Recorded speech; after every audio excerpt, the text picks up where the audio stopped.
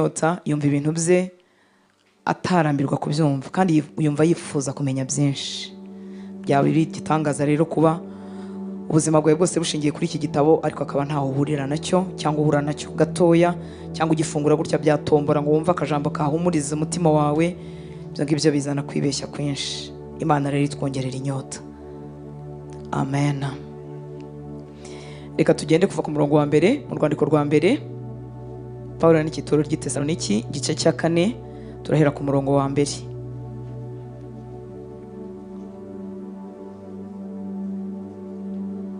Ngo nuko bene data ibisigaye turabinginga turabahugurira mu mwami Yesu kugira ngo nk'uko mwabwiwe natwe uko mukwiriye kugenda no kunezeza Imana mube ariko mugenda ndetse murusheho.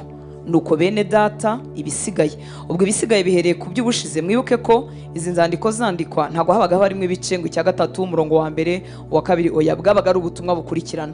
Ubu rero hanga tuvuga ngo nuko bene data ibisigaye akomereje ko twari turi mu gice cya gatatu cyasozaga kibasaba ngo nk'uko natwe twabakunze ariko namwe mukunda abandi gutyo. Haleluya. Aracyabahinza impuguro ngo nuko bene data ibisigaye turabinginga tubahugurira mu mwami Yesu kugira ngo nk'uko mwabwiwe natwe uko mukwiriye kugenda no kunezeza Imana mube ariko mugenda ndetse murusheho. Abari muri Kristo Yesu dufite uko dukwiriye kugenda tunezeza Imana, yewe tugenda tunarushaho. Haleluya. Iyo umuntu yakijijwe abatangiye urugendo rwo kudasaba Imana kwimunezeza gusa. Murabizi ibyo nibyo bitworohera kuba tuvuga ngo Mana unezeze ugire gute, ariko iko umuntu akurira mu mwami abo umwigishwa wa Kristo agera ahantu umutima we wifuza kunezeza Imana. Haleluya. Kuruta uko yifuza ko Imana imunezeza, kuko Imana ntizica ibyo igomba gukora. Imana irizerwa, kukugirira neza izakugirira neza. Ariko ubutangiye urugendo rwo gusaba wowe, ubwo uri umwigishwa wa Kristo urimo uratera intambwe ugeze ahantu wifuza wowe ubuzima bunezeza Imana kandi bugenda burushaho. Haleluya. Kuko nta hantu byagera ngo mbe narabishoje naramaze kunezeza Imana bihagije, ahubwo uko umutima wanjye unezeza Imana ni kurushaho kwifuza kunezeza Imana. Muranyumva nshuti z'Imana? Ibyo Pawulo rero kuri iki gice atangiye abwira iri torero.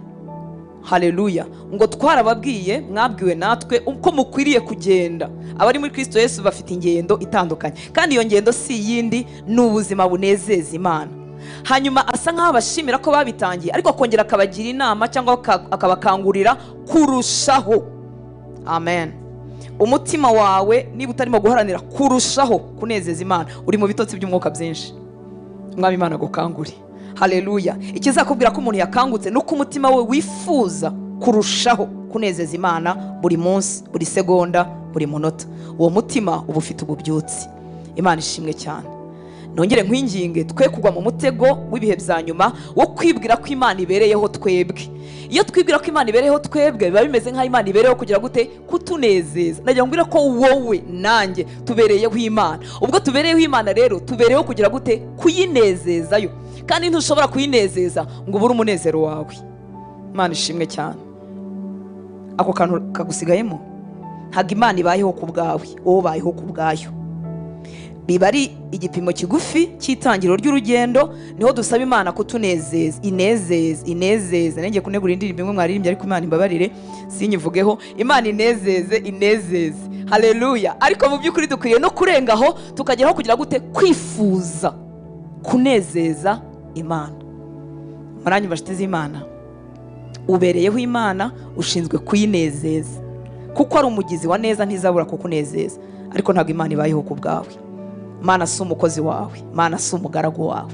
Imana ni umwami gusa ikaba na so, ntizabura kukugirira neza kuko kamere yayo ni ineza. Haleluya. Ariko nukura uko ugenda wigira imbere mu busabane umutima wawe uziharirwa n'ikintu kimwe, kwifuza kunezeza Imana, gusohoza ubushake bwayo, gusohoza umugambi wayo. Nibyo bizaba isengesho ryawe, nicyo kizaba nyamukuru muri wowe, nicyo umutima wawe uzifuza kuruta ibindi bintu byose. Mwuka wera utugezeyo. Haleluya. Abatangiye urugendo uduhe kumunezeza kurutaho. Imana ishimwe cyane. Hari urugero rw'umugabo witwa Enoki, nizera ko mumuzi, nawe nitugera mu ijuru tuzamuramutsa. Ubuhamya bwe buratangaje, bamuvuzeho ibintu biki ariko biryoshye. Haleluya. Mwitangira igice cya 5:21 kugeza kuri 24 haravuga ngo Henoki yamaze imyaka 65 avutse abyara Metusela. Amaze kubyara Metusela, Henoki agendana n'Imana. Bibiliya ijambo ry'Imana riravuga ngo yiyegurira Imana, ayobokana ko Imana. Haleluya. Ngo Henoki ayoboka Imana. Ngo amaze kubyara Metusela, Henoki agendana n'Imana imyaka 300 ayibyaramo abahungu n'abakobwa. Iminsi yose Henoki yaramye ni imyaka 365, kandi Henoki yagendanaga n'Imana. Muri make yabayeho agira gute? Anezeza Imana. Ntibatubwira ibindi bintu by'amazu yubatse n'ibikorwa yaba yarakoze, wenda nabyo birahari, ariko icy'ingenzi cyarutaga ibindi gikwiriye no kuba icy'ingenzi kuri wowe kuruta amatitre n'imirage tuzasiga n'ibindi bintu tubazatuvuga twapfuye. Ibifite umumaro kuruta ibindi ni ukuvuga ngo Hortense amara imyaka sinzi iyo nzamara, agendana n'iki? N'Imana, yiyegurira Imana. Cyangwa ukagira uko kwifuza. Haleluya. Hanyuma biratubwira ngo ntiyaboneka kuko Imana yamwimuye. Imana ishimwe cyane.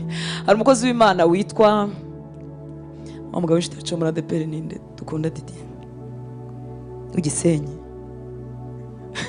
Uwambaje, Pastor Uwambaje yarigishije avuga hano hantu, aravuga ngo nuko ngo Henoki agendana n'Imana. Yararyohewe, ntabwo byanditse muri Bibiliya. Aravuga ngo Imana ngo gihe kimwe yaramusuye kuko bagendanye imyaka 100 ngahe, ngo hanyuma Imana iraryoherwa ngo Henoki yaherekeje Imana, ngo bahita bikomereza baragenda. Haleluya. Henoki agendana n'Imana, Imana iraryoherwa, imwimura adapfuye. Kaduha Imana icyubahiro. Cyaduha abahungu n'abakobwa bafite iyi nzara n'inyota byo kugira gute? Byo kugendana n'Imana, byo kuyoboka Imana. Haleluya. Ngo murusheho twongeye kubandikira tubibutsa ko mukwiriye kugenda munezeza Imana, kandi aho mwatangiye murusheho ndetse kugenda muyinezeza. Haba abantu banezeza Imana. Muri Bibiliya muri Ezekiel igice cya 14 ntago turi basome, ariko hari ibyago byari byarageze ku bwoko bwa Isiraheli. Hanyuma Imana irimo ibavugaho izo ngorane, ibavugaho kwitenda kubababarira, ariko ikanyuzamo igatanga reference ku bantu batatu: Nowa, Daniel na Yobu, ikabavugaho. Haleluya. Ikavuga ngo nubwo aba bagabo batatu bahaba, ngo zakiza gukiranuka kwabo kwakiza ubu bwabo. Iki gice cya 14 gusa babavukamo inshuro nk'eshatu, babagarukaho. Tekereza ubuzima bwabo buryo bwari bwaranejeje Imana, kugeza igihe Imana ihora igira gute? Ibavugaho, yongera ibavugaho. Cyangwa inteko yo mu ijuru ikagira gute? Ikuvugaho. Kavuga ngo hari umukobwa utunejeje, dufite umuntu hariya hakurya. Kaduha Imana icyubahiro. Haleluya. Kunezeza Imana biraruta ibindi bintu byose by'ineza uzagirira abantu. Ineza y'abantu ni byiza, bazaturirimba kandi bizabagira n'umumaro, nabyo bibafashe, ariko umutima unejeje Imana n'ubundi abantu ntibazaburira mu ineza. Ariko abantu bashobora kumbonaho ineza ariko umutima utanejeje Imana. Mana tugirira ubuntu. Icyaduha kubona abahungu bafite mwe ni inyota, kubona abakobwa bafite mwe ni inyota, abagore n'abagabo bafite inyota yo kunezeza Imana. Iby'isi byaradutwaye telma ku buryo tubinyotewe ku kigero. Mana tugirira ubuntu. Haleluya. Haleluya. Haleluya. Ubu mwuka wera yerekeje amaso inaha, uretse ko n'ubundi ahaba yambara mu bantu bamunezeza, yavuga mu izina ryanjye, nawe shyira mu iryawe. Mwuka wera atembereye inaha ngaha nubwo asanzwe hari, yashyiramo izina ryawe mu bantu banezeza Imana, Imana ikanyurwa. Yarishyiramo.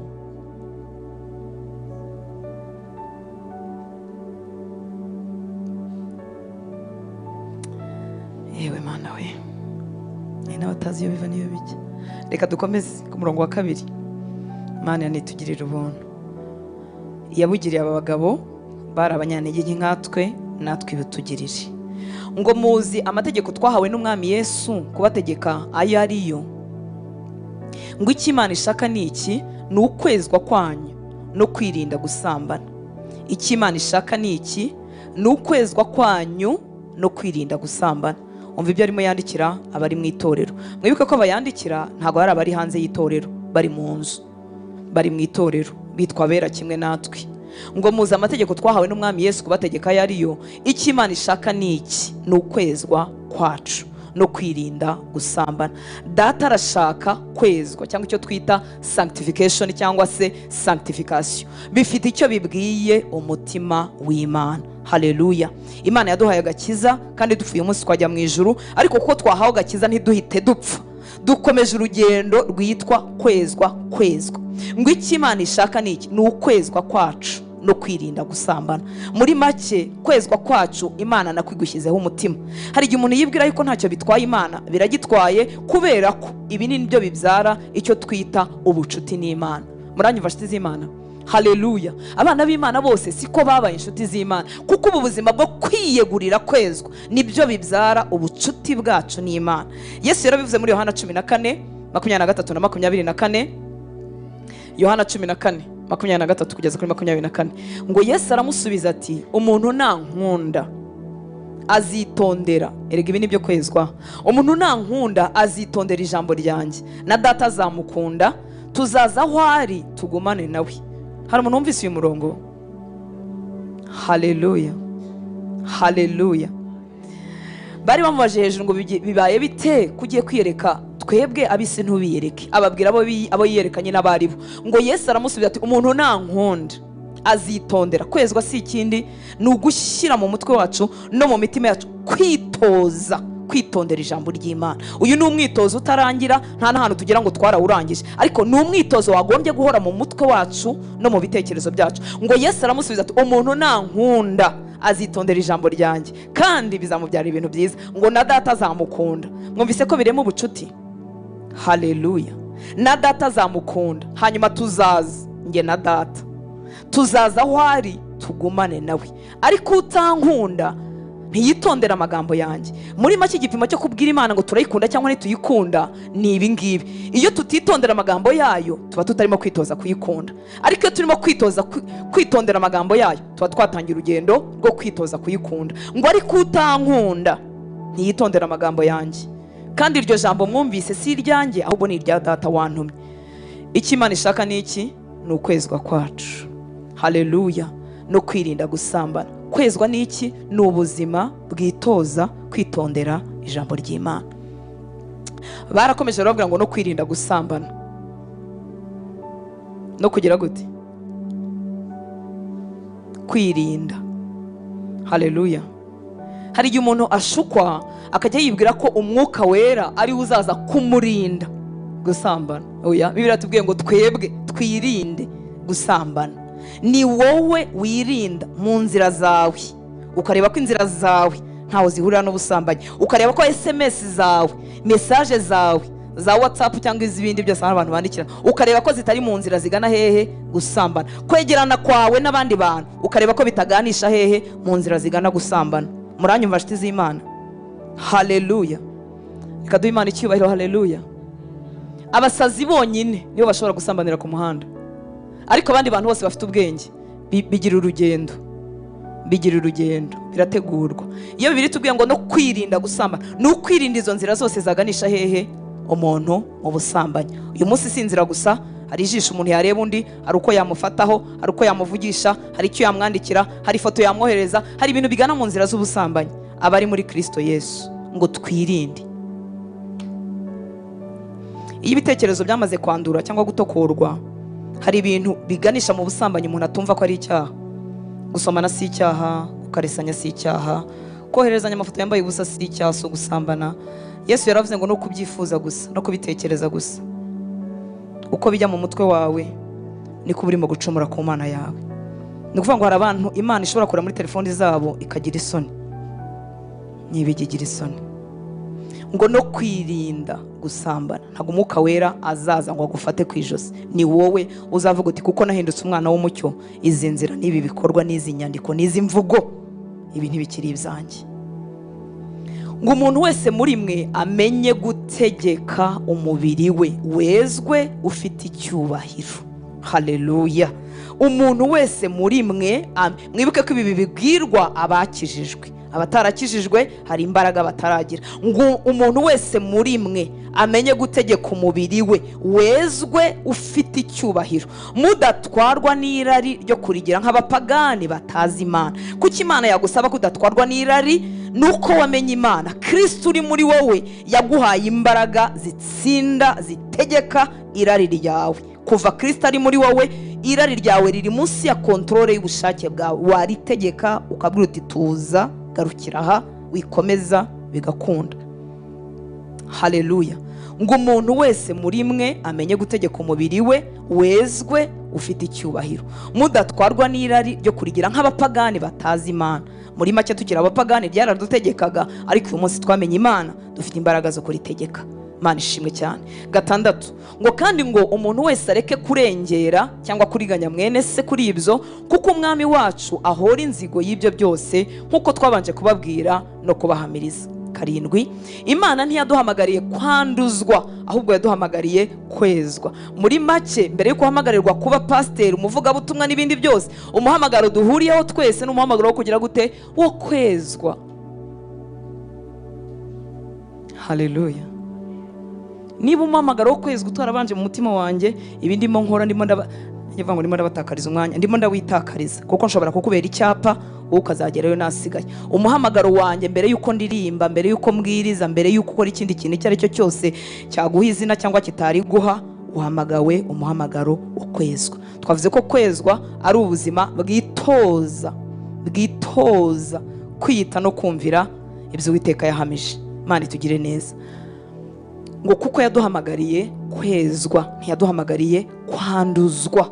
Nuhura n'inyisho zikubwira ko wakomeza kwiberaho uko usanzwe, uzamenye ko bakuyobeje, kuko iyo umuntu yakijijwe aba atangiye umuhamagaro witwa kwezwa.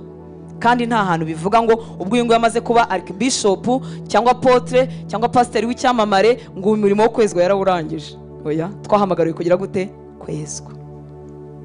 Dukomeje ku murongo wa 8 ngo nicyo gituma uwirengagiza ibyo tuvuye kuvuga hejuru, mwabyumvise, nicyo gituma uwirengagiza ibyo ataba ari umuntu yanze, ahubwo yanze Imana iha mwebwe umwuka wayo wera. Ibi bintu birababaje. Muri make, umuntu wirengagije uyu muhamagaro wo kwezwa, ubu buzima bwo kwirinda, si umuntu yanze, si n'inyigisho runaka yanze, si n'umuvugabutumwa runaka yanze, ngo ahubwo aba yanze Imana. Kubera iki? Kuko Imana yamuhaye umwuka wera wayo. Muri make, Imana yaguhaye ikigushoboza. Iyo wanze kucyitabira no kucyumvira ngo kigushoboze, uba wanze Imana. Reka dusubiremo umurongo wa 8 ngo nicyo gituma uwirengagiza ibyo uyu muhamagaro wo kwezwa, haleluya, ataba ari umuntu yanze, ahubwo aba yanze Imana iha mwebwe umwuka wayo. Imana itugirire ubuntu. Haleluya. Niyo mpamvu ibyo kwezwa bisabwa abizeye Kristo. Kubera iki? Kuko baba bafite umwuka wera ubashoboza. Haleluya. Umuntu utarakizwa ntitumusaba kwezwa, kuko imbaraga ntaza afite. Icyo akora ashobora kugira discipline, twabonye hari abayigira, ariko twebweho, haleluya, twahawe umwuka w'Imana. Iri jambo riratubwiye ngo ahubwo abayanze Imana iha mwebwe umwuka wayo wera. Muri make, kubera duhaye umwuka wera tukanga ubuzima bwo kwezwa, tuba duhemukiye Imana. Imana itugirire ubuntu. Ku murongo wa 9 ngo ariko rero ibyo gukunda bene data ntimugomba kubyandikirwa, kuko ubwanyu mwigishijwe n'Imana gukundana. Ngo ndetse musigaye mukundana na bene data bose b'i Makedoniya hose. Ariko bene data, turabahugurira kugira ngo murusheho kugira urukundo rusaze. Arabashima ko bakundanye, ariko arabasaba kurushaho, nk'uko yatangiye hejuru abitubwira, kugendana n'Imana, dutungana Imana ngo turusheho. Ndetse musigaye mukundana na bene data bose b'i Makedoniya. Nkuru zanyu ni nziza, zirumvikana, ziravuga, turazumva. Ngo ariko ndongera kubasaba, turabahugurira kugira ngo murusheho kugira urukundo rusesekaye, rusaze. Imana ishimwe cyane. Abatangira urugendo rwo gukundana no kugira umutwaro abatari bakizwa, no kwitoza gukunda abavandimwe. Ijambo ry'Imana riradusaba ngo turusheho, burya ntiturarangiza. Haleluya. Ku murongo wa 11 ngo kandi mugire umwete wo gutuza, mutari bakazitereyemo, mukoresha amaboko yanyu nk'uko twabategetse. Uyu murongo uratangaje. Muri ibi ijambo ry'Imana haravuga ngo mwihatire kubaho mwituze, mwita ku bibareba. Muri make, igihe twita ku bigize gute? Kubita tureba. Ngo mwihatire kubaho mwituze, mwita ku bibareba, kandi mukoresha amaboko yanyu nk'uko twabibategetse. Muri make, mu bitorero ntawemereye kunebwa ngo yirwa azunguruka urugo rumwe hanyuma y'urundi. Ngo dusabwa gukoresha amaboko yacu, hanyuma baradusaba kwita ku bitureba. Yesu Kristo. Ngo kubaho ubuzima bw'ituze. Bibiliya y'Icyongereza yavuze ngo aspire to lead a quiet life. Muri make abamaze gukizwa dusabwa gusohoka mu buzima burimo urusaku rwinshi. Hari umuntu unyumva? Urusaku sivuga urwo ku muntu. Hari igihe tugira ubuzima bubomborekana. Haleluya. Reka hano tuzamura Imana icyubahiro. Nkorera kuri bariya abahungu b'inyuma bari kuri telefone. Bagurite ntago bibakwiriye. Haleluya. Bibiliya yatubwiye ngo bari muri Kristo Yesu dusabwa kubaho a quiet life. Ngo ubuzima bwituza. Ubuzima butarimo ibintu byinshi bibomborekana. Ni Bibiliya bivuze. Haleluya. Mwabyumvise? Hari ahantu wirebye ugasanga ari ahantu bomborekana. Imana ime kugabanya ibibomborekana biri muri nge, ngira ubuzima bwituza. None ahandi havuze ngo tubeho twita ku bitureba. Mu Cyongereza havuze ngo mind your own business. Hanyuma ukoreshe amaboko yawe. Iyo umuntu arimo ahinduka umwigishwa wa Kristo, agenda yitoza kwita ku bimureba no kutinjirira ubuzima bw'abandi. Hari igihe umuntu akizwa ariko akabura nk'iyo nyigisho ya Mwuka Wera no kwigishwa na Mwuka Wera, ibivugwa, ibibazwa n'ibitabazwa. Wari wicarana n'umuntu ukumva yakwinjiriye bikabije? Ntago mwebwe bijya bibabaho? Ashobora gusanga mu nzu yakajya baza ariko inzu uyikodesha ngahe? Ntago ufasha kwikodesha, ariko arashaka kukubwira ngira ngo kurimo nko kuyapfusha ubusa, cyangwa se noneho akakubaza ati ko se abana bawe biga hehe? Ese bura minervare bishyura ngahe? Ese ubwo iyo kanzu wambaye wayiguza ngahe? Ese ubwo noneho rero twebwe tubu ubuzima ubu bwitwa public mwoka byara. Umuhamagaro kugira public gushyira ku karubanda. Ibintu byose tuba twanabyivugiye. Ari umuntu muhura n'undi ugasanga arakuzi ko arabyivugiye, wavuze umubare w'abana, wavuze aho wize, wavuze ibyo tuba twarabivuze. Ariko noneho hari igihe wicarana n'umuntu. Kuba njyewe ndi public ntibivuga ko umugabo wanjye n'abana banjye bari public, ariko umuntu akagira amatsiko akumva yacengera. Ukajya ubura uko umugarura. Bibiliya yatubwiye ngo bari muri Kristo Yesu ngo bamenye ibigira gute ibibareba. Twe kwinjirirana umuntu ibyo atagubwiye wimwinjirira. Garukira mbese muvugana ibiri ngombwa. Hari ubucuti butuma abantu binjiranamo, ibyo biremewe, ariko niba ntabikwibwiriye, niba utabinyibwiriye, ni gucengerera cyane. Wari wagiye Rusizi? Wari wagiye se gukora iki? None se ugezeyo waranguje sangaye?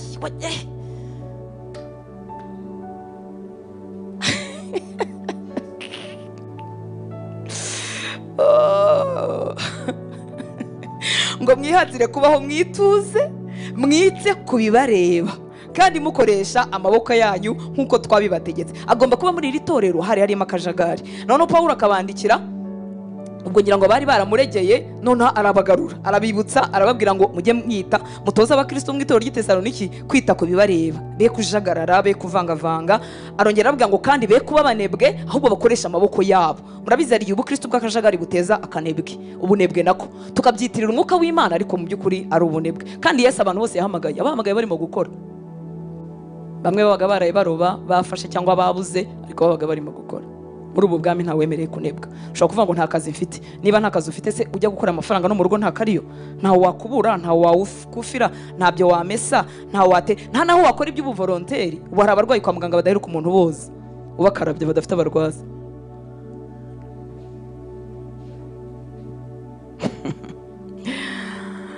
Haleluya. Abari muri Kristo basabwa no gukoresha amaboko yabo no kubaho ubuzima buri quiet, butuje, butarimo bombori, kandi twita ku bitureba. Imana itubabarire aho twinjiriye ubuzima bw'abantu bitari ngombwa.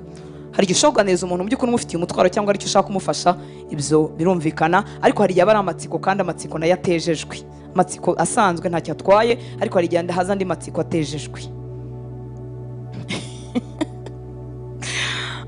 Haleluya. Impamvu seka nuko ari inkuru ndi kwibuka. Reka dukomeze ku murongo wa 12 ngo kugira ngo mugendane ingeso nziza kubo hanze mudafite icyo mukennye. Umva Pawulo icyo arimo arwanaho ni ukugira ngo izina rya Kristo ridatukwa. Muranyumva nshuti z'Imana? Haleluya. Arabasaba kubaho ubuzima bwituze, batari bakazitereyemo, bativanga mu bintu byabo, ubuzima butanebwe. Ibyo byose akabisaba abari mu itorero ngo kugira ngo mugendane ingeso nziza kubo hanze mudafite icyo mukennye. Muri make abo hanze nibatureba batarakizwa, bifuza ubwo buzima bw'abari muri Kristo Yesu. Ese ubuzima bwacu buteye abantu kubwifuza? Reka mbabwire ko kuba utarasubizwa ku kintu runaka ntacyo bitwaye. Haleluya. Kuko icyo urimo ushaka hari n'abandi bantu badakijwe bagishaka, ariko kugendana kamere ya Kristo, kugendana karakter ya Kristo bizahora ari ibyo kwifuzwa ku isi. Haleluya.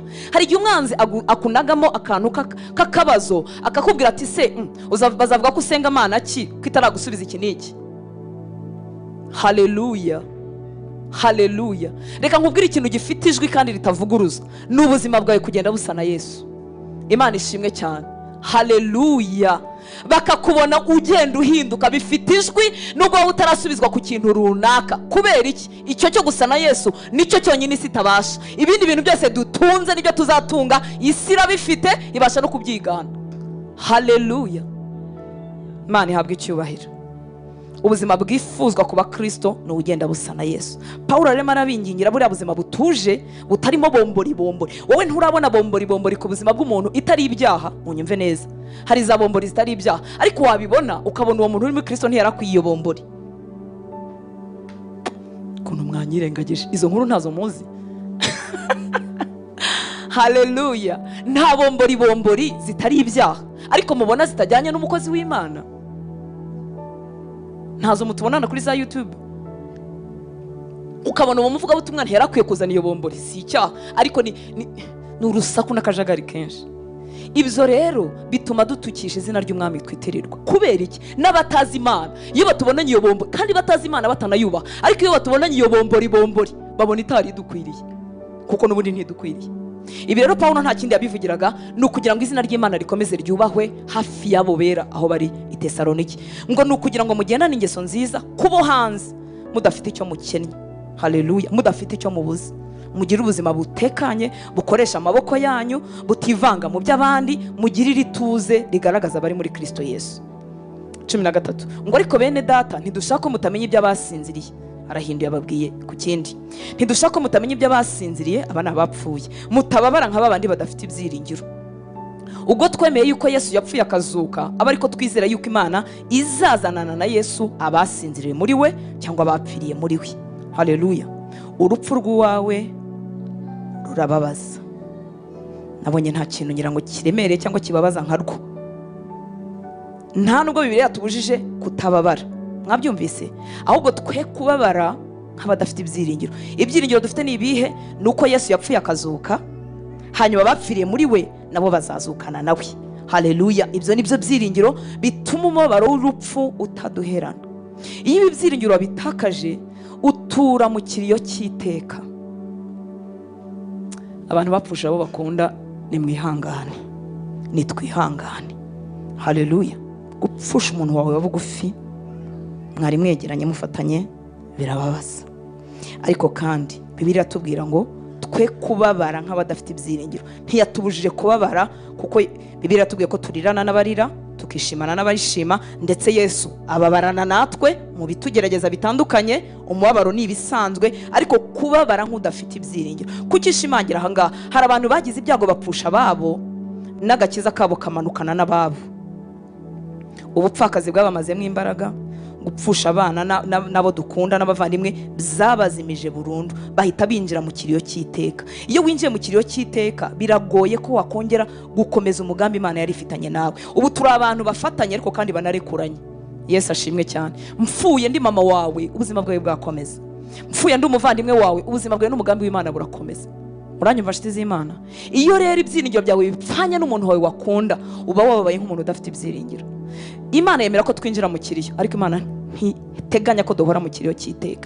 Imana ijya yomora umutima nyuma y'iminsi, nyuma y'imyaka, nyuma y'igihe, umutima w'umuntu ukongera ukeguka, ibyiringiro bikagaruka. Kuko mu byo Yesu yakuye mu isi, urupfu ntiyarukuyeho, tugendana narwo.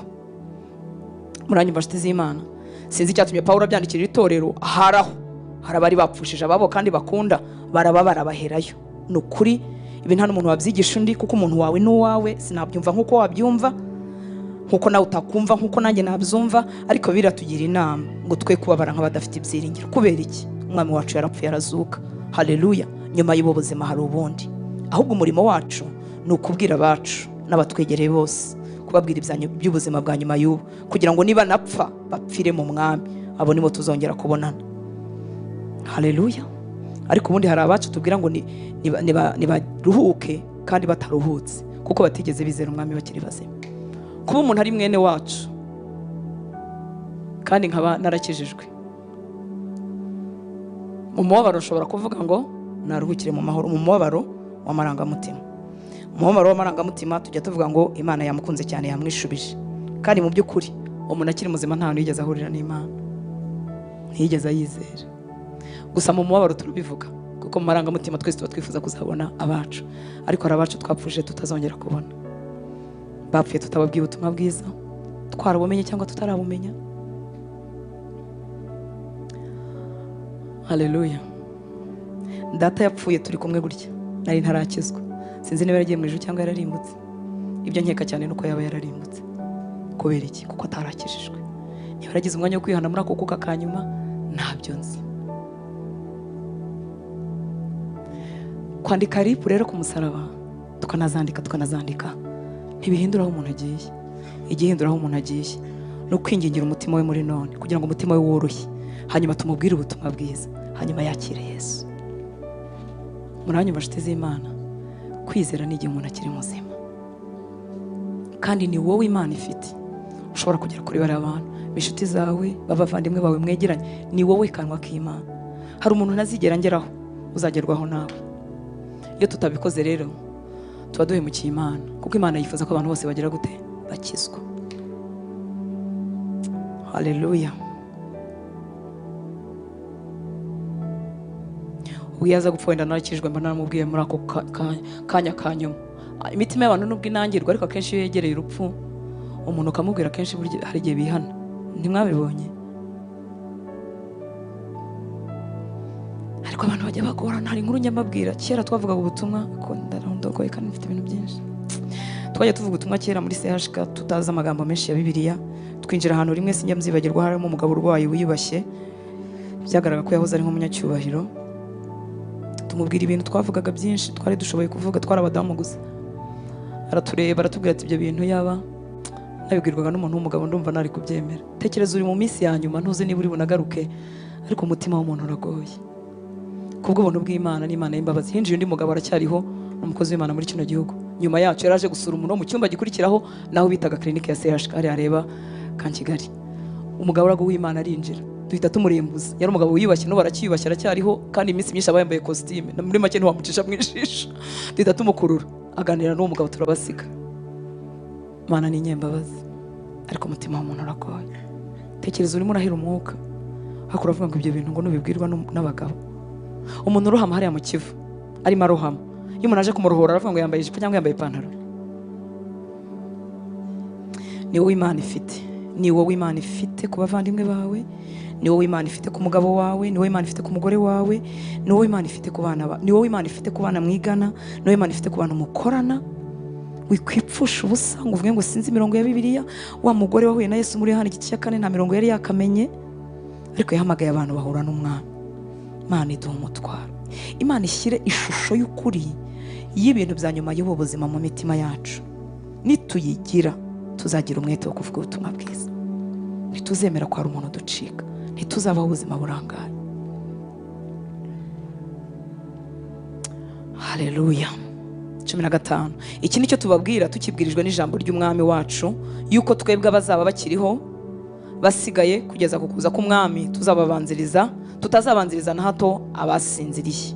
Yabivugaga ko Yesu azagaruka akiriho, none yarasinziriye, natwe turabivuga tuzi ko ashobora kugaruka cyangwa akazaza natwe twarasinziriye. Iki nicyo tubabwira tukibwirijwe n'ijambo ry'umwami wacu, yuko twebwe abazaba bakiriho basigaye kugeza ku kuza k'umwami tutazabanziriza na hato abasinziriye cyangwa abapfuye. Kuko umwami ubwe azaza amanutse ava mu ijuru, aranguriye ijwi rirenga hamwe n'ijwi rya marayika ukomeye n'impanda y'Imana, nuko abapfiriye muri Kristo nibo bazabanza kuzuka. Maze natwe abazaba bakiriho basigaye duhere ko tujyananwe nabo, tuzamuwe mu bicu gusanganira umwami mu kirere. Nuko rero tuzabana n'umwami iteka ryose. Nuko mumaranisha imibabaro kubwirana ayo magambo. Haleluya. Ndashima Imana yatuyoboye kwiga umurongo ku wundi. Ubundi ibi ni ibyanditswe basoma ku irimbi gusa, siko bimeze? Ni ibyanditswe tutajya dukunda gukoresha mu materaniro, kuko urupfu rudutera ubwoba, tukanaruvugaho gake, tukanabaho nk'abatazapfa, kandi turashyingura buri munsi. Natwe turi mu rugendo tujya gupfa. Haleluya. niyo natunga, niyo nagira umumaro ku isi, abankozeho bose bagakira indwara, ni handi nzagira gute?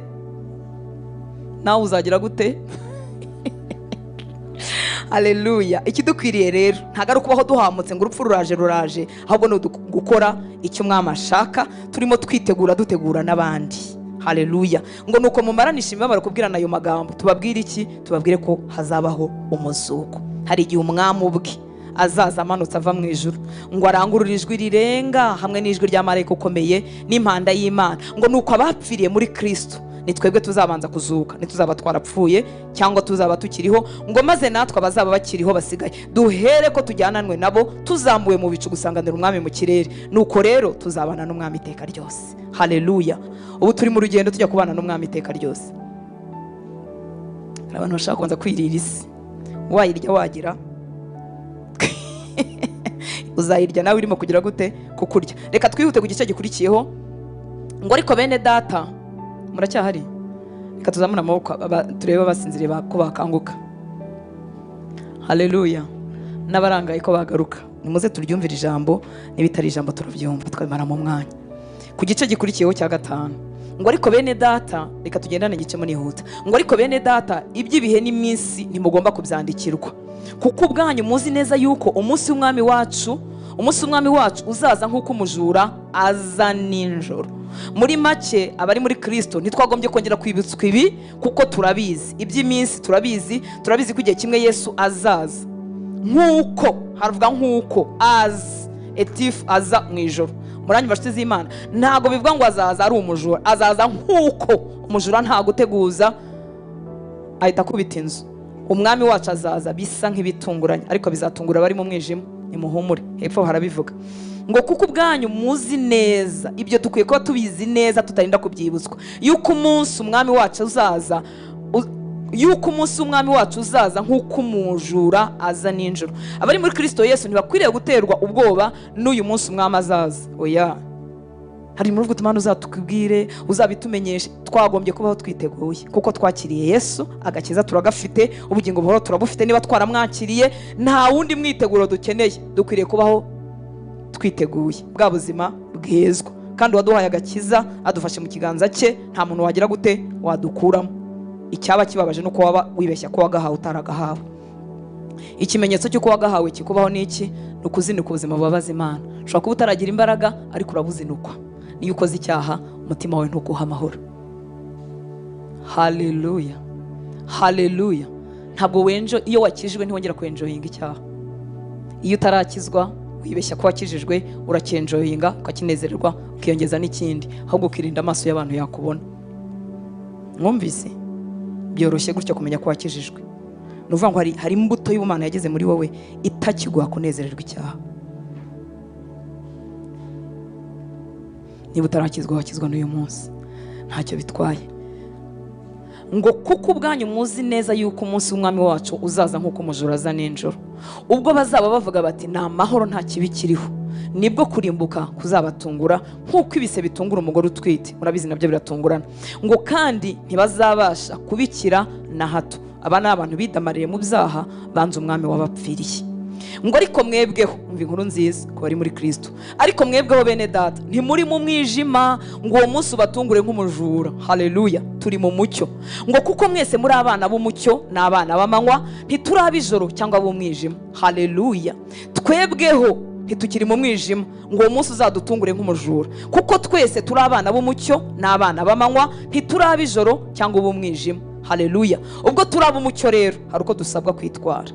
Ku murongo wa 6, ngo nuko rero yemwe bana b'umucyo, nitwe tubwirwa, ngo nuko rero twe gusinzira nk'abandi, ahubwo tube maso, twirinde ibisindisha. Yemwe bana b'umucyo, yemwe bana b'amanywa, ntimwemerewe gukomeza kubaho nk'abana b'umwijima. Ngo nuko rero twe gusinzira nk'abandi, ahubwo tube maso, twirinde ibisindisha. Haleluya. Harimo utuntu tubiri, kuba maso no kwirinda. Iyo tutabaye maso mu mwuka wacu, tugwa mu moshya menshi. Muri Luka 21:34 kugeza 36 haravuga ngo ariko mwirinde imitima yanyu ye kuremererwa n'ivutu no gusinda n'amaganya y'isi, uwo munsi ukazabatungura, kuko uzatungura abantu bose bari mu isi yose umeze nk'umutego. Nuko rero mujye muba maso, musenge iminsi yose kugira ngo mubone kurokoka ibyo byose byenda kubaho no guhagarara imbere y'umwana w'umuntu. Muranyumvise inshuti z'Imana? Bibiri ijambo ry'Imana ikavuga ngo nuko rero mwirinde ntimureke imitima yanyu iremererwa. Ishobora guhura nabyo, ariko ntitwemere ko imitima yacu iremererwa n'ivutu n'ubusinzi no guhihibikanwa n'iby'isi. Iri hihibikana abantu b'Imana rirakomeye, rijya rimaramo umuntu kuba maso, rikamaramo umuntu kwitegura ko umwami azagaruka, rikamaramo umuntu kwibwira yuko ubu buzima bw'isi buzashira, rikamutera kubuhihibikanira nk'aho azabuhorana. Nuko rero muririnde ntimureke imitima yanyu iremererwa n'ivutu n'ubusinzi no guhihibikanwa n'iby'isi, ejo uwo munsi utabagwa gitumo nk'umutego, kuko uzatungura abaturage bose bo ku isi uko yakabaye. Nuko rero murabe maso, muhore musenga kugira ngo muzabashe kurokoka ibyo byose byenda kuba no guhagarara imbere y'umwana w'umuntu. Mwumvise ibintu biremerera umutima ugasohoka mu bihe byo kuba maso. Bavuzemo ivutu. Ivutu iyo bageze mu bihe by'igifaransa bavuga ngo excès de mange, ryo mu cyongereza nananiwe kurisoma, ryenda kuvuga ngo carousing, cyangwa se ibintu bimeze nk'ibihora mu minsi mikuru y'ibiryo bitarangira. Haleluya, haleluya. Ibirori ni byiza, ariko umutima ushobora gutwarwa n'ibirori bitarangira. Ibyo birori bitarangira no guhimbaza ibiryo biragoye ko umuntu yabifatana iminsi yo kwiyiriza ubusa. Benshi ntabwo tubizi kuko tutaragira amafaranga yo kubihoramo. Hari ibintu turindwa n'amafaranga make.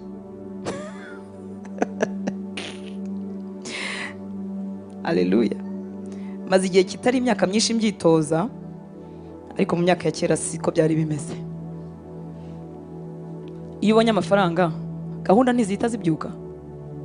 Ibintu wagombaga kugura, imyenda utaguze, ibyo mu nzu utahinduye, iyo amafaranga ahari. Abamama haleluya, abagabo haleluya.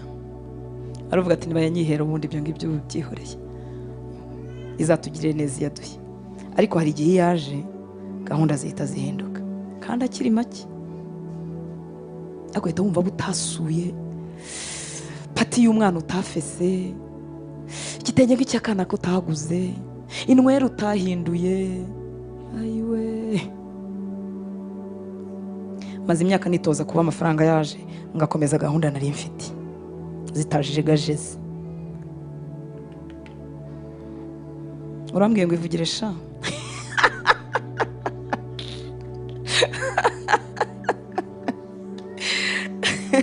Bibiliya yavuze ngo twirinde imitima yacu yo kuremererwa n'ivutu. Ivutu ni ibintu bimeze nk'ibirori byuzuyemo kurya no kunywa no gusinda bitarangira. Ngibyo bintu ubundi numva ko byari byiza, kandi ari igihe twabonye amafaranga ubundi ni byiza, ariko bifite ubushobozi n'imbaraga zo kuremerera umutima ugakamuka, ugasigara ari igikatsi, utacyumva ijwi ry'umwuka wera, utacyiteguye kugaruka k'umwami, utarimo gutegura umugeni wa Kristo. Bifite ubushobozi bwo kumisha umuntu. Ikindi kintu gifite ubushobozi bwo kumwumisha ni amaganya y'isi, imibabaro. Nuvuga ngo ibyiza, ibyitwa byiza n'ibyitwa bibi birimo amaganya, byombi bifite imbaraga zo gukamura umuntu. Ibi bintu byose turabibona ku bavandimwe dukunda. Ndimo ndamara imyaka myinshi, ku gipimo cyanjye numva ari myinshi mu gakiza, 20 muri 20 waragendanye n'abantu benshi mu gakiza. Abo mwatangiranye, abo mwiganye mu batizo, abo mwiganye ingisho z'ibanze, abo mwabanye mu matsinda matoya, ubugendanye n'abantu. Kandi tuba twaragendanye dufite ibibazo bitandukanye dusengera, dufite ibitubabaje, ibituriza, bimwe bigasubizwa, ibindi bikaba bitarasubizwa. Muri bimwe harimo ubukene buba bukabije, wajya ukabona abantu baratabawe, ubuzima bwarahindutse, abagendanaga n'amaguru dufite amamodoka, abatari bafite aho batuye bakaba bafite amazu, abasaga nabi ku mubiri ukabona barakeye. ibintu bikaba byagenda bihinduka, ariko wajya kubona ukabona uko ibintu byahindutse bisa nk'ibiba byiza. Niko yagiye atandukana n'umwami, abisuzugura iby'umwami, abona bitakigezweho. Turabafite bagiye gutura mu bihugu byo hanze, si byo nshuti zanjye munkurikira, babonye akazi bahembwa amadolari menshi, bashobora gukora ku manywa na nijoro, ariko iby'umwami byakamutse. Ntibakimenya ibyo kwiyiriza, kuko niba hari ikintu kiba mu bihugu byo hanze ni ibiryo. No mu macaci yose nagerageje kubamo n'iteraniye bisanzwe, babaga batugaburira agakofi, amabiswi, udukukizi, ahora ibiryo. Mu kintu kidahenda harimo ibyo kurya n'ibyo kunywa. Umubona dukubitika muri Afurika, umuntu ashobora kuburara cyangwa akarya ibyo adakunda, ibiryo biraboneka hari hakurya. Mu bintu rero byica umutima bikawumaramo imbaraga z'umwuka harimo ibiryo no guhora mu kimeze nk'ibirori. Amasengesho yabo ni ibiryo, amateraniro yabo ni ibiryo. Rata mwebwe abateye imbere mwigeze kugira ibihe byo gusenga ntimubizi? Nta bantu muri mwebwe bajyaga biriza iminsi 3 seke, ariko uyu munsi bikaba byarabananiye kuko ibiryo bihari? Nta bantu muheruka kwiriza mukiri abanyeshuri? Abagize umugisha wo gukizwa muri bato? Nta bantu kera muri abakristo b'abarokore beza muri ADPR mwari muzi kwiyiriza, hanyuma za church zaza mugasirimukana natwe ibintu byo kwiyiriza, mukaba mwiyirizanya n'amabombo n'amashikirete? Ntimuhari? Ibintu isi zakoresha kudukamura harimo n'ibyiza, harimo n'ibisubizo. Satani ni umuriganya, iyo amaganya atakubashije agusubirisha, akukamurisha ibyitwa ibisubizo. Ariko uzi kwiyiriza urukarango ruri hariya, inkoko ziri hariya. Hari n'abantu baba biyirije ariko ibiryo byiza byaba bihari kwiyiriza bagahita babireka, bazajya biyiriza batetse nabi.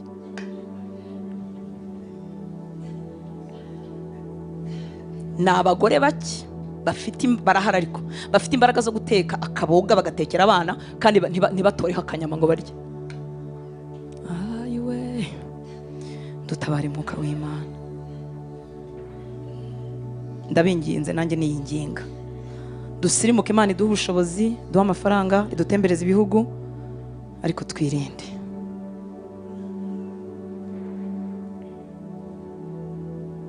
Ivutu. Uzi umuntu urangarira muri telefoni akigura amamega ya 200, ubu sigiye wifi zaba ziri muri salo no mu byumba, uzayivaho wihereza amamega ushaka, ufite telefoni yasotse muri uwo mwaka iguhereza ibintu byose, uzayivaho? Uziko n'umuntu urangarira kuri gatoroshi tarazamo amafoto n'amashusho, ubwo munsi yajemo amafoto n'amashusho n'ibintu byizungurutsa, usunika gutya. Aha.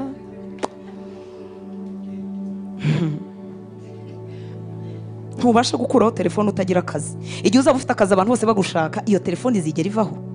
Ntubasha kuyizimya ngo wumve iyo mu ijuru. Abakubaza amakuru, he wabyutse ute? Vraiment. Ngo nari nibeshye, ugasohoka mu rusengero ukajya kwitaba telefone utanazi, wagera bakabwira ngo nari nibeshye, ukagaruka ijambo riratambutse ntiwaryumvise, ngo ubura umusirimu. Yewe we, mbega ubusirimu bucuritse. Birasa nk'ibisekeje, ariko Bibiliya yavuze ngo bifite imbaraga zo gukamura, bigasindisha umutima, umuntu akazatungurwa. Ndabafite inshuti b'abarokore bamaze imyaka nk'iyo maze, ariko bakunda ibirori kuruta amateraniro. Mbabonye umutima wanjye urababara. Ni abasirimu, bazi imirongo ya Bibiliya, bafite insengero basengeramo, bafite abapasiteri bafana, ariko ushobora kubabona mu birori byose byo muri Kigali. Kendi zose zishyushye baba bamanutse, kuko bafite amafaranga, amanuka Igisenyi, agana Dubai, agana sinzi n'ahandi. Anniversaire zose barazifata. Mfite anniversaire ndaje kubatumira mu minsi mike, ndenda kuzuza imyaka 50, ndabyibutse. Haleluya. Ariko wowe wafata 50, ugafata 51, ugafata 52, ugafata 40, 41 na 2 na 3. Buri munsi ni kujya Igisenyi, buri munsi ni kujya Dubai, ni kufite z'abana bawe, ni kufite iz'ababyara bawe. Yesu Kristo we. Ibi bintu ntushobora kubibana mu mwuka, ntibibaho. Uzaba umukristo udukunda ariko uhora uri umunyamubiri. Niba ibirori bikuzuye kuva ku musatsi kugeza ku birenge, ibyo utekereza ni ikanzu uzaba wambaye mu kirori cya Oliva, niyo uzambara mu kirori cya Mama Lewi, ni inweri uzaba usutse mu kirori cya Kadanse, ni ibyo biba mu mutwe wawe, ni shenete uzahindura, se zizaba zireba aha, se zizahindukira.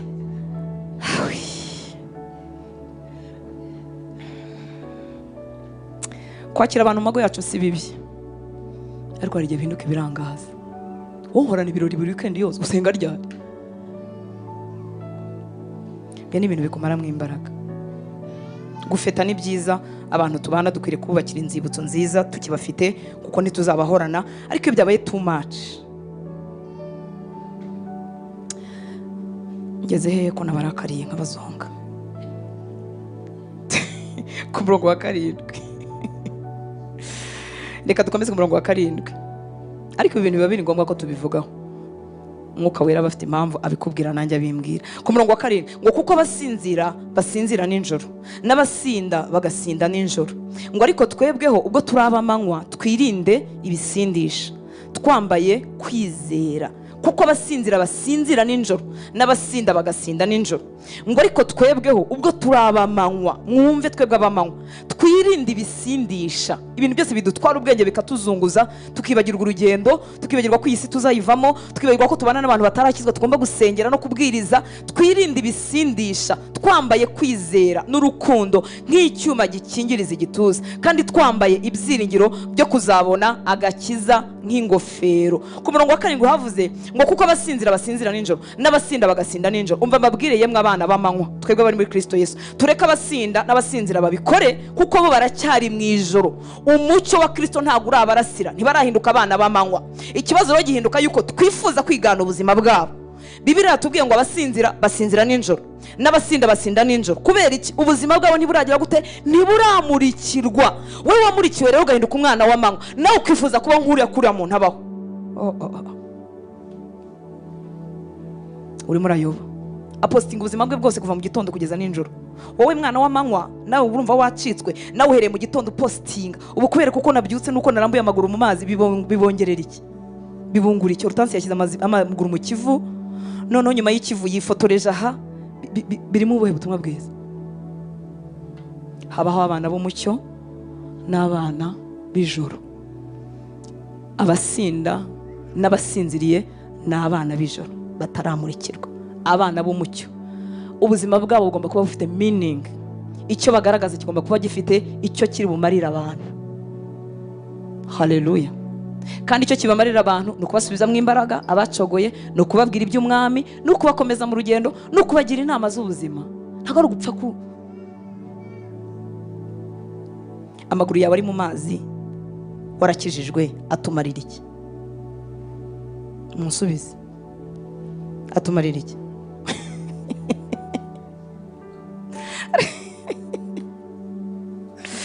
Ubwo navuze amaguru nagarukiye bugufi, nanze kuzamuka hejuru, ko naho abantu bajya batwereka. Abana b'umucyo bagira uko babaho, kuko bazi ko batazahora mu isi. Ubuzima bwabo bwose na buri munota w'ubuzima bwabo ugomba kuba ufite meaning, ugomba kuba ufite igisobanuro, ufite icyo umaze, kandi gikonekita n'ubuzima bw'iteka na eternity. Apana ibintu bishira gusa birangira. Tureke rero abasinda n'abasinzira babikore, kuko baracyari mu ijoro. Ariko twebwe turaba amanywa ku 9, kuko Imana itatugeneye umujinya, ahubwo yatugeneye guheshwa agakiza n'umwami wacu Yesu Kristo, wadupfiriye kugira ngo nituba turi maso cyangwa nituba dusinziriye tuzabaneho nawe. Nuko rero muhumurizanye kandi muhugurane nk'uko musanzwe mubikora. Ariko bene data, turabingingira kugira ngo mwite kubakorera muri mwe, babategekera mu mwami wacu, babahana. Mububahe cyane mu rukundo kubw'umurimo wabo, mugirirane amahoro. Batugarutseho abakora umurimo w'Imana hagati muri twe.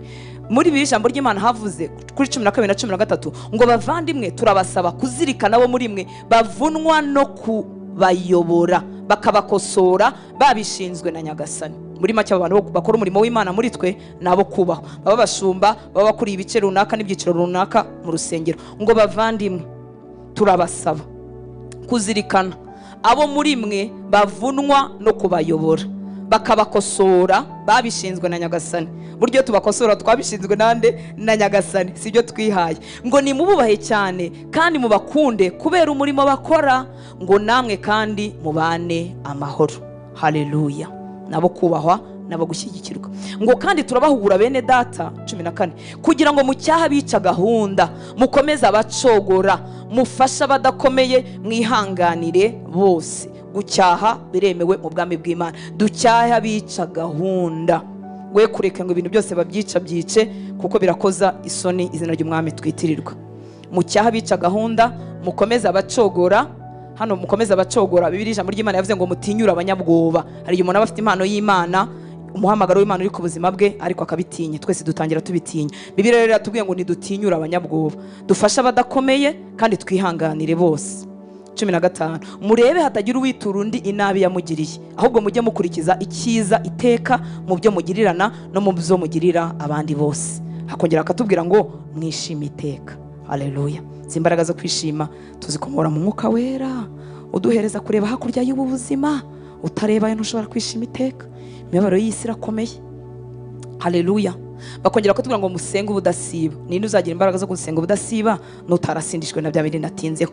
Ngo mubibaho byose muhore mushima kuko ari iby'Imana ibashakaho muri Kristo Yesu. Iyo biri tubwira ngo duhore dushima, ntivuze ngo twishimire ibitubaho. Hari igihe nabaho ibizangeraho byaba bibabaje, ariko Bibiliya irambwira ngo nimpore shima kuko nta cyangezeho cyacitse Imana. Shima Imana kugira neza kwayo, nyishimire ko ari yo kwizerwa, ko no muri ibyo ngibyo izankurira mu ibyiza, nyishimire yuko yigeze kuntabara, ko no muri ibyo bingoyi izongera ikantabara.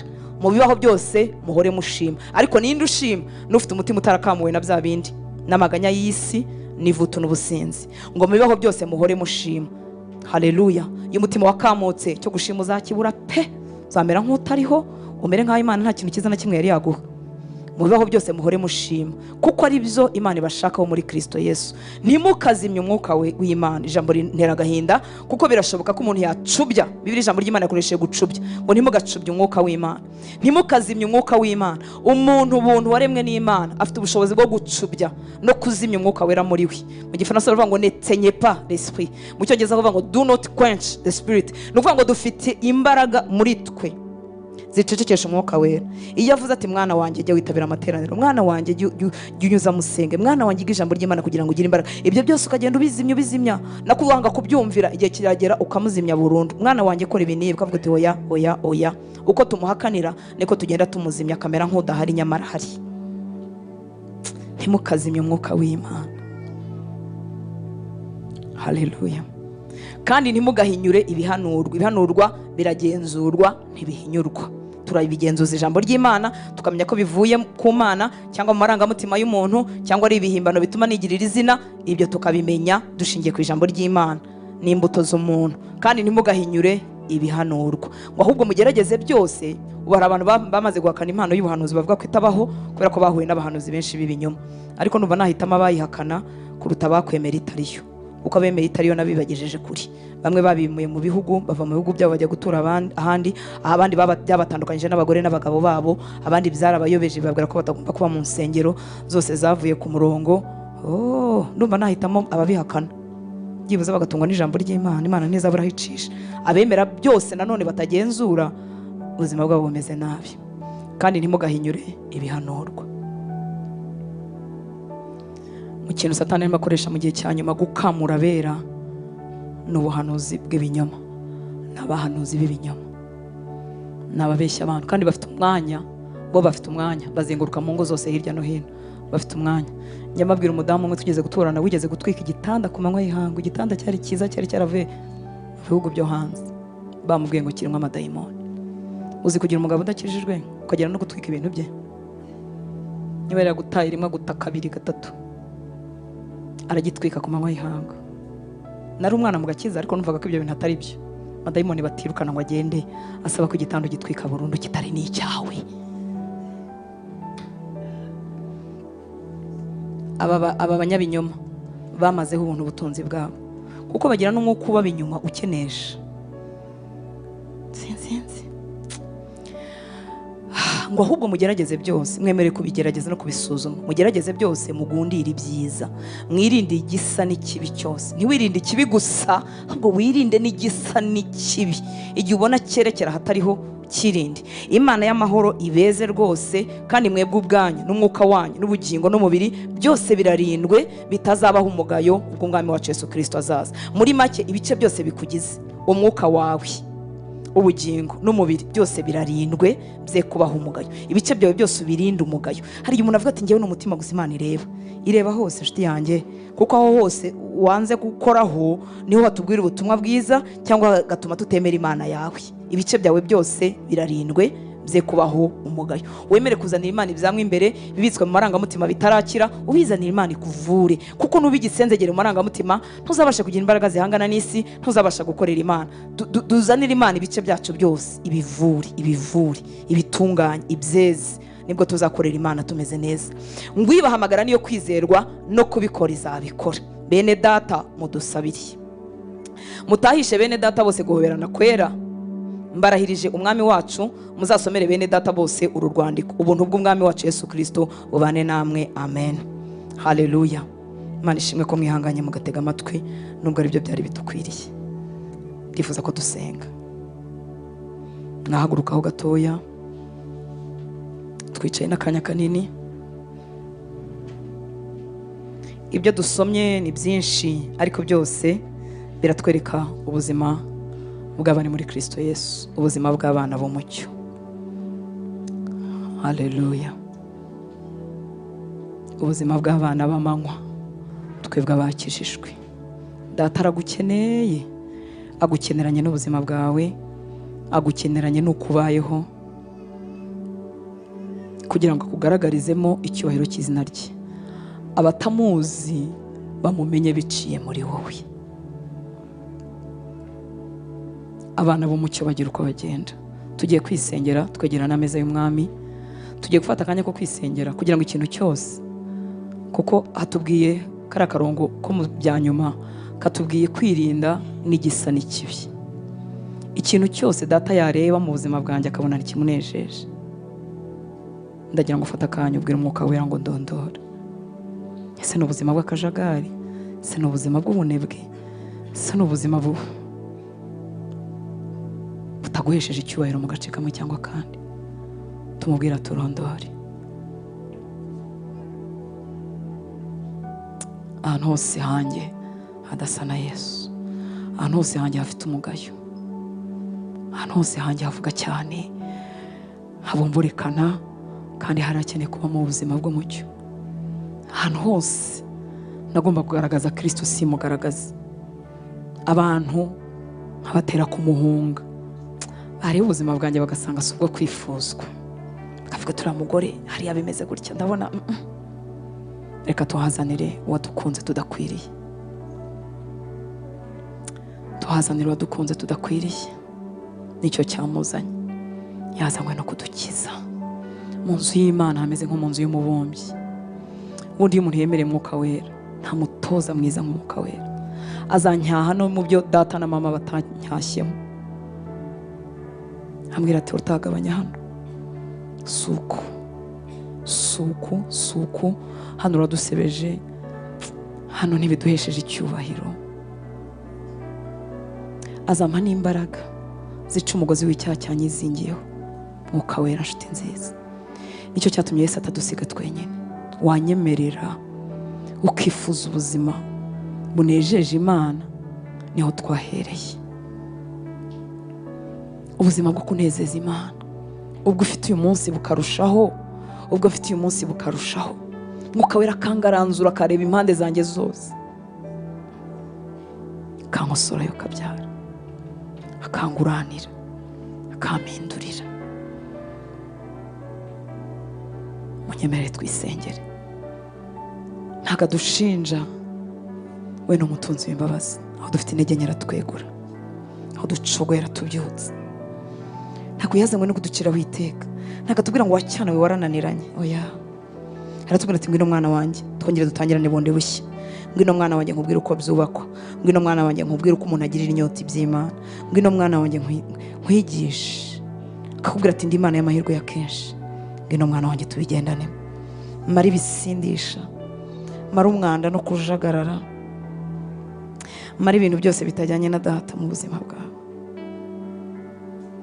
Kadusenge twitegura no kwegera ameza y'umwami. Suka umutima wawe imbere y'Imana. Data,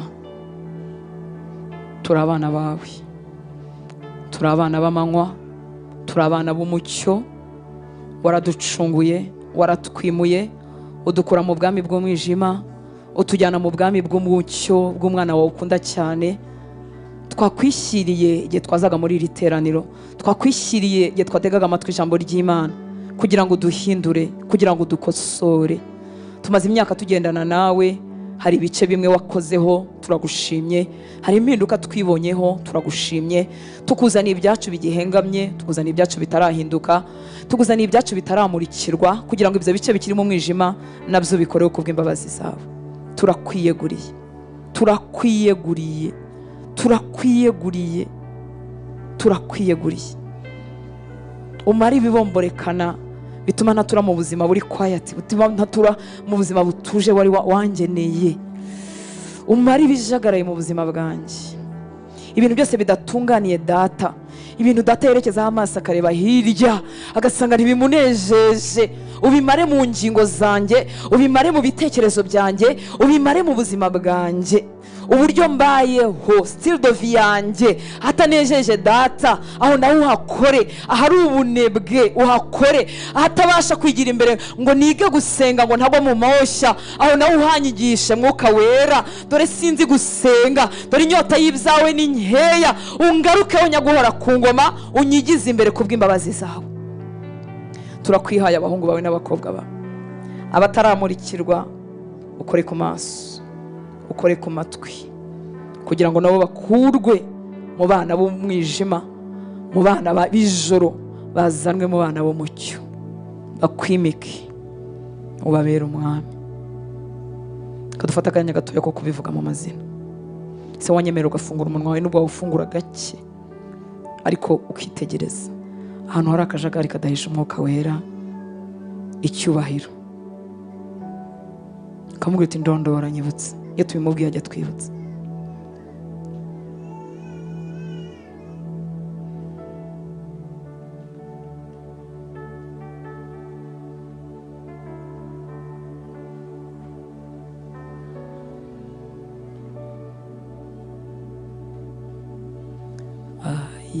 Imana ndondora umenye ibyo nkora byose, werekane uko ndi kose, nifata uko ntari. Werekane uko ndi kose, nifata uko ntari. Ndondorera uyu mutima, ni wowe ushobora. Reka bitubere isengesho. Kugaragaza ibirimo mu bwisho bwawe,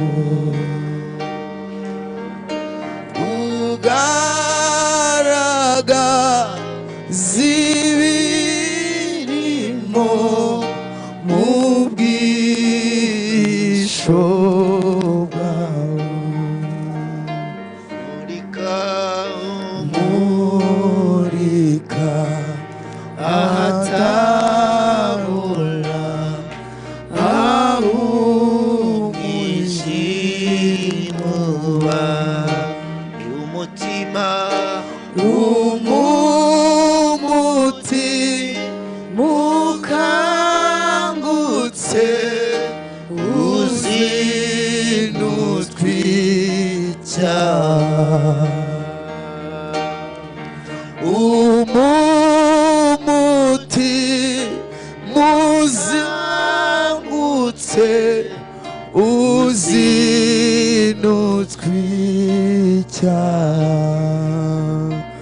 umenya kandi umenya ibyo nibwira n'imigambi ibimbamo ibimbamo binyanduza bikangira imbore ibimbamo binyanduza bikangira imbohe vugutira vugutira kandi ushure inkamba z'indemo hindure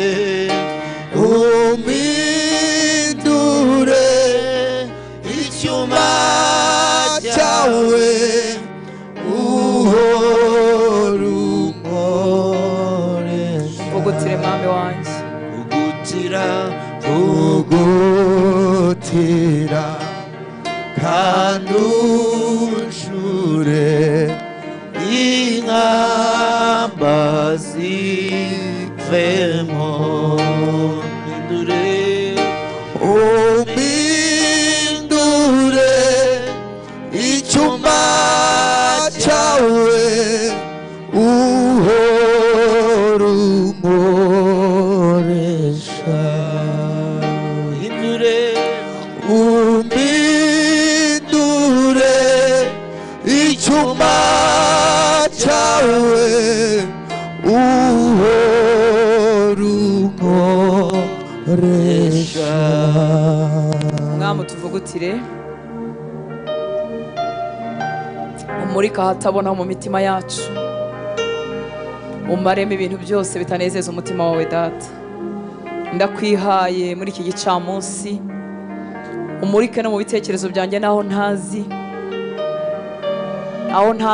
ko hababaza umutima wawe ibyo mvuga mpfuye kwivugira gusa ibyo nkora mpfuye kwikorera gusa ndakwinginze bitakunezeza muri njyewe ubingize mwuka wera murika ahatabona umutwaro uri ku mutima wawe uwushyire ku mutima wanjye kugira ngo ubuzima bwo kubabaza Imana ntandukanywe nabwo turakwihaye abahungu bawe n'abakobwa bawe udutandukanye ibintu byose bitanezeza umutima wa data akajagari mu mibereho yacu ijambo ryatubwiye kwirinda ikibi n'igisa nacyo hari ibintu bisa n'ibibi bitwuzuye tutashyira hano imbere ngo abantu babirebe tutavuga mu buhamya isi ntabwo ibyita ibyaha kuko bikorwa n'abantu benshi natwe twarabimenyereye ariko turaje ngo dukize ikibi n'igisa nacyo uduhe ubuzima bunejeje umutima wawe imyaka dusigaje kubaho ibiyo koko nezeza mwami tugiye kwegera ameza y'umwami waravuze ngo tujye tubikora tukwibuka watwinjije mu isezerano rishya ry'amaraso yawe turasenze ngo ibisigisigi byose biri mu buzima bwacu bidasa n'ibyo twarazwe mu isezerano rishya igihe twegera iki gikombe bikurwe ku buzima bwacu ngo iryo joro uraye uri budupfire wenze igikombe ugisangira n'abigishwa bawe urababwira ngo aya ni amaraso yanjye ava ku bwa benshi babonaga ari vino isanzwe ariko wowe wavugaga amaraso yawe wendaga kumena ku musaraba ku bwacu turagushimira amaraso wamennye ku bwacu amaraso yatwinjiye mu isezerano rishya amaraso yadukuyeho urubanza yatumye tudagiciriyeho iteka turasenze ngo twebwe twese abizeye urupfu no kuzuka kwawe ibyo wadufatiye ibyo waduhesheje igihe wishyuraga ikiguzi cy'ibyaha byacu igihe watwinjizaga mu isezerano rishya ukatubwira ngo abari muri Kristo Yesu nta teka bazacirwaho ukatubwira ngo iyo umuntu ari muri wowe ababaye icyaremwe gishya ngo ibya kera biba bishize ngo dore byose biba bihindutse kuba bishya ndasenze ngo ibisigisigi byose by'umuntu wa kera biri mu buzima bw'umuhungu wawe n'umukobwa wawe ugiye kumwera kuri kino gikombe bishyirweho iherezo intege nke zishire muri we uburwayi bumushiremo imbaraga zo kudasenga zimushiremo ahabwa imbaraga zo gusenga gutsikamirwa ku buryo bwose kwari kumuriho kumenagurike uburiganya bwa satani bumenagurike kurwararwara n'intege nkeya mu gace k'umwuka byose bishyirweho iherezo yambara imbaraga yahawe asingira umurage we kandi awuturemo agira imbaraga zo kuba maso muri uru rugendo anywera kuri iki gikombe, abahungu n'abakobwa tugisangiriraho, ikirere cye cy'umwuka gikinguke, gutsikamirwa kose no gutwikirwa n'umubi bikorwe ku buzima bwe. Ibyo wamufatiye byose abihagararemo mu minsi ye kugeza asohoje icyo wamuremeye. Ndagushimira data, iryo joro kandi wenze umutsima urawumanyura, uravuga ngo uyu ni umubiri wanjye. Umubiri wawe wari ugiye gutanyagurwa ku bwacu twese. Umubiri wawe wakozwe n'isoni, wambara ubusa ku musaraba, urakubitwa, ugira imibyimba ku mubiri, hanyuma mu mibyimba yawe niho twakiriye. Wakozwe n'isoni z'ibyaha byacu byose bikuriho, kugira ngo igihe uzagaruka mu bwiza bwawe n'abamarayika bawe, natwe tutazakorwa n'isoni imbere ya data. Wadukuyeho isoni, waratubabariye, wahindutse igitambo mu cyimbo cyacu. Turagushimira igitambo watanze ku bwacu. Reka abana bawe turira kuri uyu mubiri, twakira ibyo wadufatiye byose. Kimwaro n'isoni byo gutsindwa, kimwaro n'isoni Satani yamuterekaho byo kutagira ubuzima buhamya Kristo, bishire mu buzima bwe, yinjizwe mu buzima bwo guhesha data icyubahiro kugeza ku munsi we wa nyuma atashye mu birori byo mu ijuru. Turagushima, turagushima ubuzima waduhaye, turagushima ubuzima wadufatiye.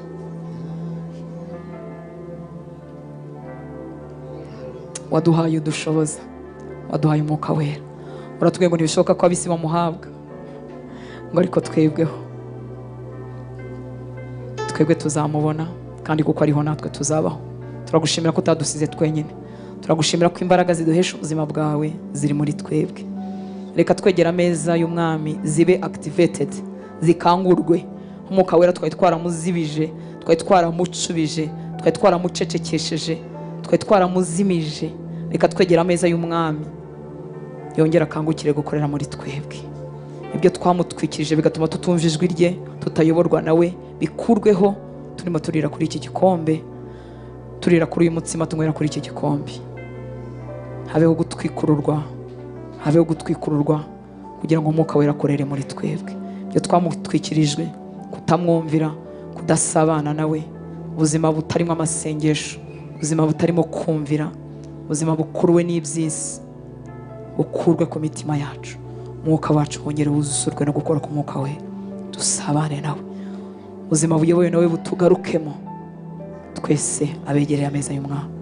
Urakoze data, tuguhaye icyubahiro, ni mu izina rya Yesu dusenze, amen. Imana ibahe umugisha. Reka badufashe dusangire twihuse.